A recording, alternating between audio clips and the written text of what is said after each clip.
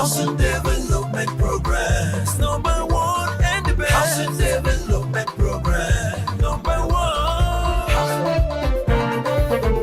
Number one. Housing Development Progress. Number one and the best. Housing Development Progress. Number one. Housing Development Progress. In Nigeria. Housing Development Progress. In Africa. Housing Development Program and the globe.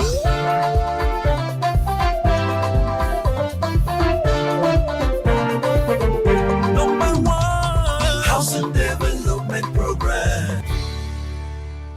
A very good morning to you and welcome to another interesting episode of Housing Development. Right here is where you get the latest information about housing and construction industry in Nigeria and beyond. As always, I am your housing diva, Fleur Ani. Land matters have been one major area of discourse on the lips of many, from acquisition, allocation, and even administration. The list goes on, and that is why today's program is geared towards addressing relevant issues in land administration and ownership in Nigeria. This and more will be coming your way right after the news making rounds in the sector. I will be right back.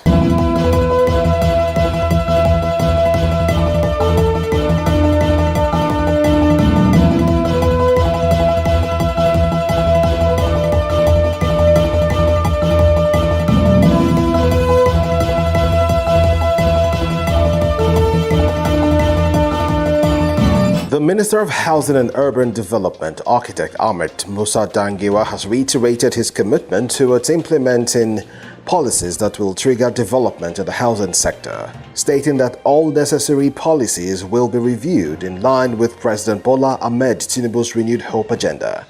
The minister gave the assurance when the delegation of the Nigerian Institute of Architects, NIA, led by the President, Architect Enyi Ben Ebo, paid a courtesy visit to the minister in Abuja. He also assured the institute that the ministry will look into the issues surrounding influx of substandard building materials, which, according to him, can be achieved collectively. We have made a lot of issues which are worth considering, especially the influx of these substandard building materials, to which I don't think there's any other profession that is solely responsibility of ensuring that control, because when you talk of building collapse, majority of the building collapse, you'll find that it's still got toward the residential houses. The minister also expressed satisfaction at the level with which professional issues surrounding the institute is being tackled, stating that letters have been sent by the ministry to that effect. Architects and even the architecture itself, as you said earlier, honestly speaking, it's a call for concern. We're just lucky and happy to hear that most of the issues that have been that has been bringing a lot of embarrassment to the profession are being sorted out, or they have been sorted out. The issue of the conflict between the ARCON and the NIA. While speaking, President of the Institute, Architect Ben Ebo, charged the minister on the need to create an enabling environment for the professionals in the ministry to thrive. Among the list of concerns tabled before the minister by the institute is the need to review the national housing policy for it to become as beneficial as the National Health Insurance Act. Ebo assured the minister that the institute will continue to provide support for the growth and success of the sector. A pioneer and leading non-governmental housing group in Nigeria, HDAN, has given reasons why Architect Ahmed Musa Dangiwa will deliver as Minister of Housing and Urban Development. Executive Director of Housing Development Advocacy Network, HDAN, Festus Adebayo, disclosed this at the end of a stakeholders' dinner for the new Minister of Housing and his colleague, the Honorable Minister of State for Housing in Abuja. According to Adebayo, Dangiwa is result-oriented and extremely humble, adding that Dangiwa is aware about those obsolete laws that are affecting the mortgage sector development and has the capacity to mobilize stakeholders to support him to get necessary enabling laws for the sector. Adebayo called on all leaders in the sector, stakeholders, including all our respected professionals in the ministry, to support the renewed hope agenda of the minister. He also acknowledged that the professional bodies in the built environment have all promised their support for the new Minister of Housing at the stakeholders level.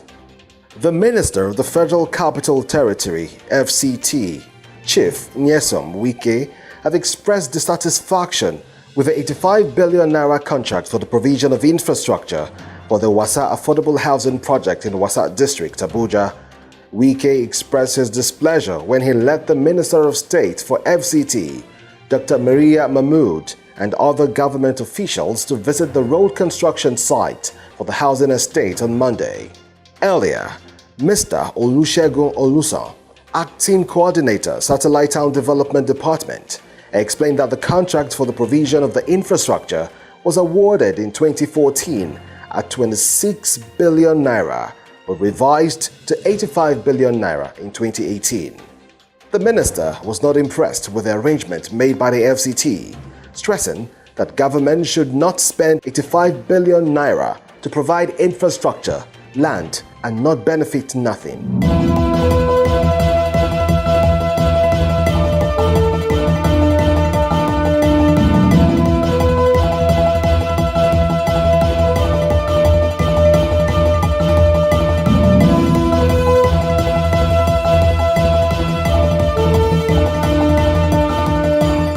For more housing, finance, and construction news, visit www.africanhousingnews.com.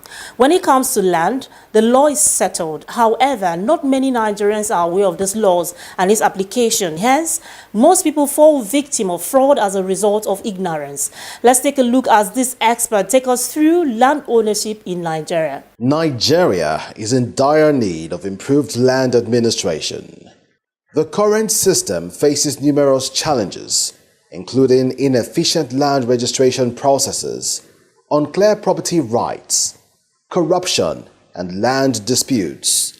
This complexity has caused confusion and disputes among landowners as issues hinder economic development, discourage investment, and increase complexities associated with land acquisition and development. We have to be able to buy and sell. Today, once you build a house in Yanokpaja, you are not able to sell because there are too many regulations. So that is where we should be looking at. And I'm always very surprised when people keep on talking about land use act, land use act. Let me just tell you that the impediment that we have in land administration, they are not from the substantive provisions of the Land Use Act. They are from the regulations made by the various governments under the Land Use Act. So we just have to sit down and tackle all the states and let them make regulations. Issue around consent, fee, how long they are not in the Land Use Act. The Land Use Act also only says that it shall be unlawful for you to alienate without consent. Every other thing that you see, they are from regulations made pursuant to the Land Use Act, and they can be changed tomorrow if you have a governor that understands what you are talking about. So we need to pay attention to that. So we have to commoditize housing. In spite of the government efforts in this direction, the problems remain insurmountable. The importance of land to the provision of adequate housing cannot be overemphasized. Addressing the significant concerns of land administration in Nigeria is essential for fostering economic development, reducing conflicts, and ensuring equitable access to land resources for housing development. I think it's hard for regeneration to work in Nigeria, and I see it works in the UK because you have uniform infrastructure. In Nigeria, it's quite different. So for it to work, you have to have the infrastructure. For example, you have in Maitama in Karu. You also have to have transport access in terms of transport. There's a lot more that needs to go into the areas that need regeneration before it becomes attractive to developers and also to off-takers.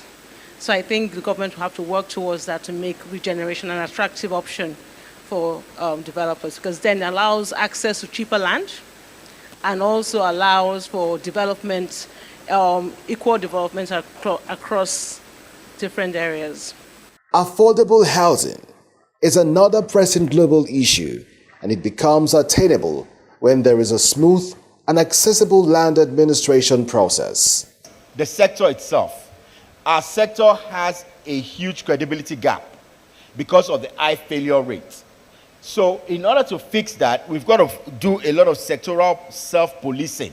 We've got to create sectoral standards and we could say code of practice for developers that are in the industry.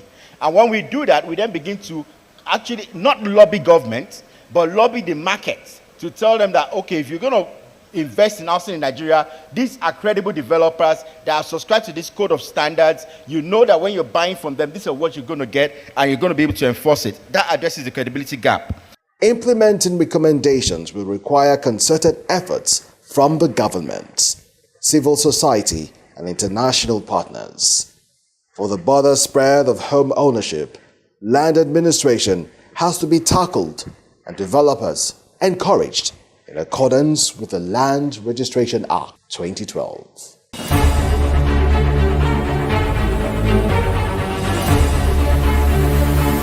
My name is Architect Ahmed Dengiwa, the Honorable Minister of Housing and Urban Development. I hereby endorse the Housing Development Program. We don't have road, and you see at times if it is raining, you will see a lot of people will go by the roadside. They'll be thrown dirt on the main road. We also doesn't have toilet. You will see a toilet, you will see up to 30 tenants, they are using one. You can't leave your door open, go out and buy something. Before you will know, Babambola will enter. By the time you will take them to police station, 1 hour is too much, the police people will release them. In fact, we don't know what is happening. This is the situation with many citizens in not just Nigeria. Are we ready for this conversation? What is the plight of an average Nigerian citizen in regards to housing? Housing is a fundamental human right, and these issues must be addressed.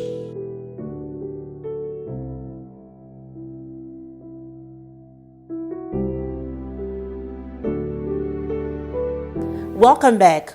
Owning a land in Nigeria comes with its ups and downs. While many save money to acquire lands, others save years to process them. From bureaucratic bottlenecks, long registration procedures, and inconsistent policy, and voices on the streets, Nigerians speak on challenges faced with owning land in Nigeria.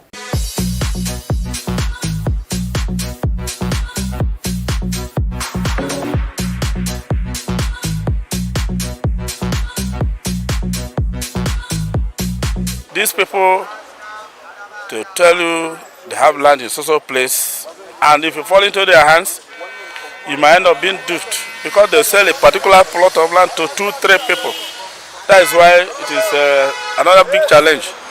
And we thank God there is what they call ages, Abuja geographical and whatever, they take care of that. So my advice to anybody that wish to buy land or own property in Abuja is to make sure you do due diligence. Go to the edges and then find out if that land actually belongs to that person that claims ownership. Sincerely speaking, when you want to talk about land in Abuja, talk about having genuine papers to land and not the one some people deceive people to having all the chief or those local things. Let's talk about the genuine land, talking about where you have papers to it. It's really very difficult, very cumbersome. So the process of acquiring land in Abuja is just like the head of a cow passing through the needle. So many people have died, left behind their estate properties and all. And they have issue of multiple duplication. I suffer that too. And the game those who work in those land offices do is a very terrible one. There are so many touts in this business here in Abuja. Corporate touts, let me use the word. Corporate touts. There are those who have this information. There are those who even snoop into government files. Or when they hear somebody, maybe when somebody dead or something happened, they have a way of getting to the file, snap and reprint that kind of document and bring it to circulation. So these things are going on in the city. Our government need to come into that. They need to sit and checkmate everything. Because it's not easy for somebody to buy a land and start building from the crash till finish, buying door, buying zinc.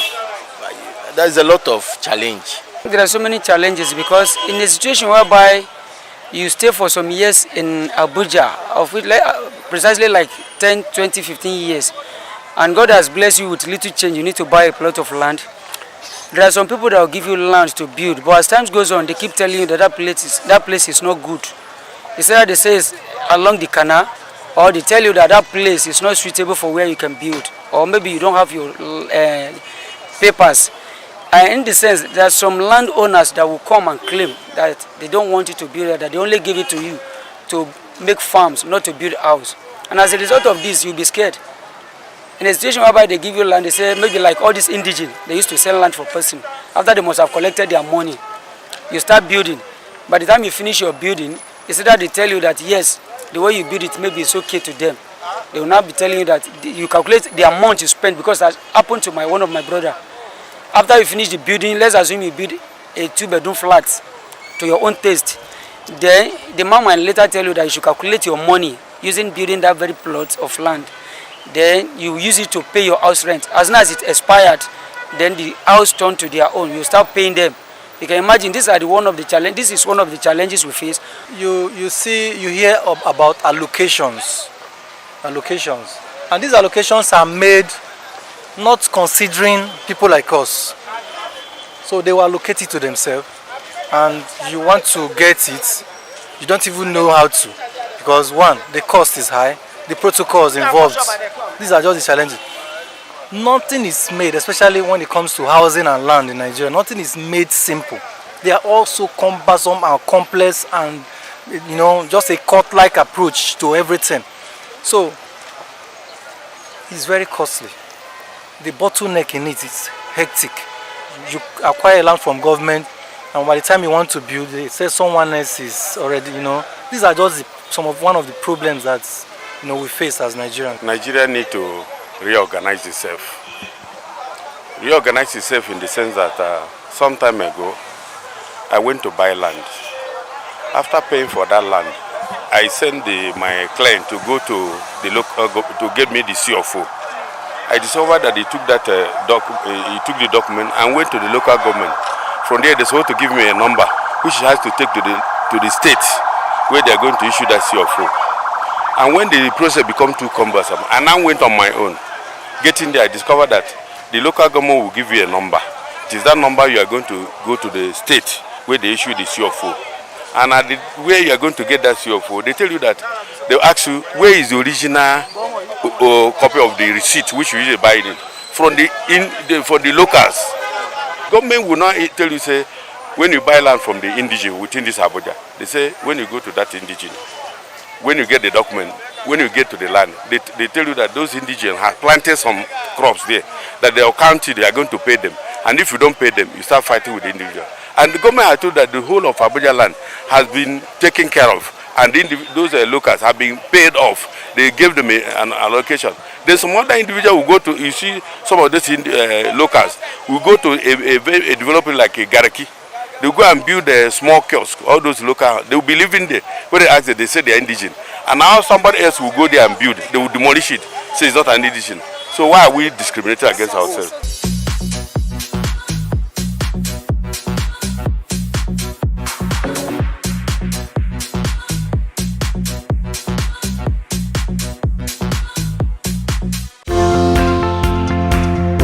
Hello, my name is Casey Arrest. I'm the Executive Director of the Centre for Affordable Housing Finance in Africa, and we're based in Johannesburg, South Africa. Please keep watching Housing Development Programme. It's a great show. Voices on the street there. You're still watching Housing Development. Welcome back. Still on land matters. The current land administration system in Nigeria is in a terrible state that requires immediate action. The stakeholders have pointed out areas that should be addressed as far as land administration is concerned. Let's have a look.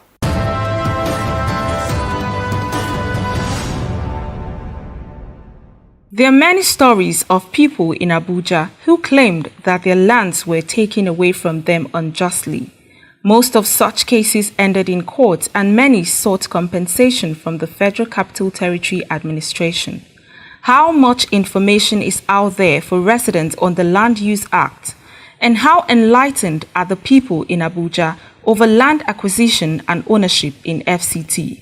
In this exclusive interview, Barrister Ogbonia Aleke explains that one of the major challenges on land ownership and acquisition in Abuja is that of administrative bottlenecks. People are facing acquisition or ownership of land in Abuja is the issue of administrative bottlenecks. For instance, You may be aware that you can acquire a plot of land in Abuja by submitting an application to the minister's office. But the procedure, the process, how that particular application will be processed, for it to be allocated to you, sincerely may be a Herculean task. And Nigeria, this is the fact all of us know.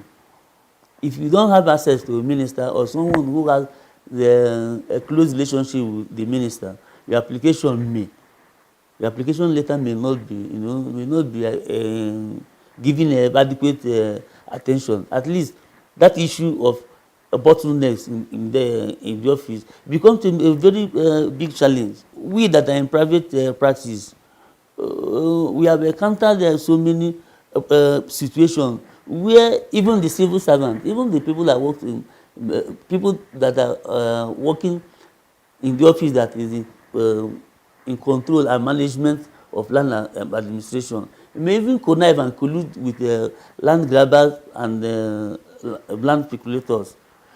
You may be parading a document claiming that it is a genuine allocation without even knowing that you have a double allocation. And by the time maybe you start erecting your building, another person may even come up, either with us or whomever, to challenge your title. He also added that many people are unaware of the processes involved in land acquisition in the Federal Capital Territory, as well as the Land Use Act and its implementation. Many people in Abuja, living in Abuja, do not even know that at least for one to acquire a land, that one can ordinarily submit an application to the office of the minister for an allocation of property. People don't even know that at all. Many do not even know that at all. Most often, whenever they have access to funds to acquire a land, they will just place a call. Oh, please, I need a plot of land. They will start looking for someone who will sell. But that does not mean that that aspect is wrong. But ordinarily, nothing stops a Nigerian to submit application for allocation of land to the minister's office, because in Abuja, in FCT, it is the Minister of Federal Capital Territory that has power, that holds every land in FCT in trust for the benefits of the citizens. So people don't know about that one. So it is a very, very big challenge, because ordinarily, if people have a knowledge of such means of acquisition of land, there will be no reason for people falling into series of problems just in the bid on cost of acquisition of land. Yeah, I may say 80% of Nigerians do not even know there is a law called Land Use Act, and there are benefits and its services to the nation. The question of which court is saddled with the responsibility of entertaining land matters in the FCT is quite straightforward, he added. The Land Use Act that governs administration of land in all parts of Nigeria, intercities, including FCT, made it clear. I think Section 39 of the Land Use Act.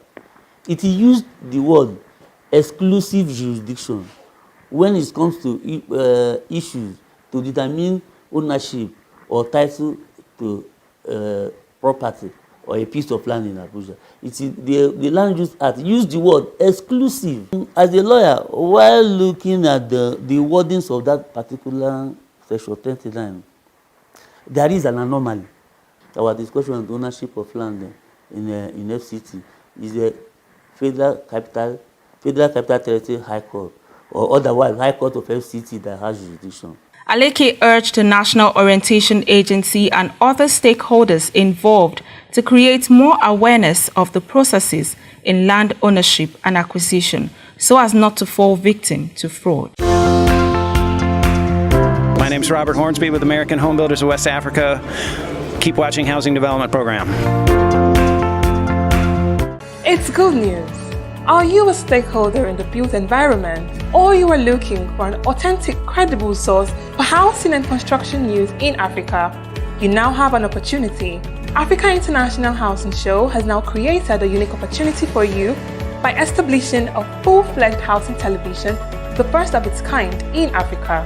You can now access information on home ownership, rental, building materials, finance, real estate and insurance, among others. All on Housing TV Africa, channel 149 on StarTimes.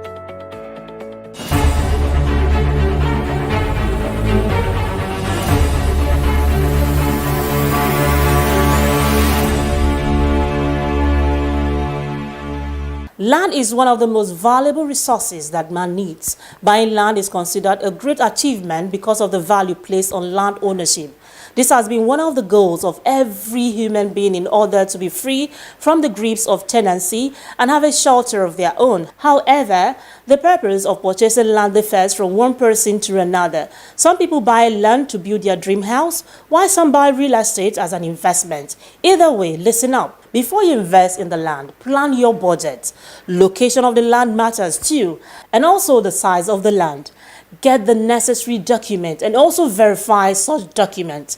It is also very crucial to keep track of every payment you have made, no matter how small.